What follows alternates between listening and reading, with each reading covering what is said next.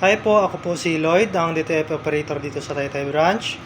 Last week po, ginamit po ito ng 7 araw na may total na 420 meters na naran. As of today po, wala naman po kaming in-house order. Ito naman po yung aking printer head. Ang last na palit po ng colored noong March 5. Dito naman po yung aking capping na may 90% good condition. Next po, head clean.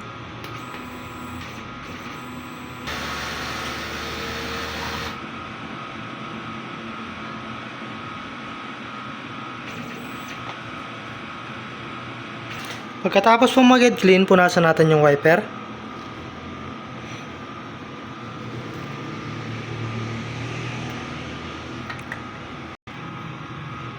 Next po, nozzle test.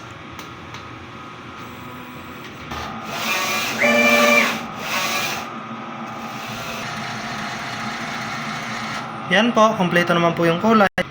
Ang ink system level ay tama lang. Ang waste tank naman po ay nililinis tuwing Sabado.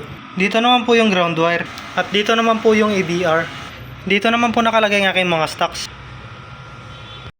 Ito po yung para sa inyo supplies. Dito naman po yung sa unused. Yan po, tama lang po sa CMYK. Dito naman po yung powder tsaka cleaning solution. Dito naman po yung sublit. Dito naman po yung film. Dito naman po yung aking production log. Yan po, updated naman po. Dito naman po yung consumable monitoring.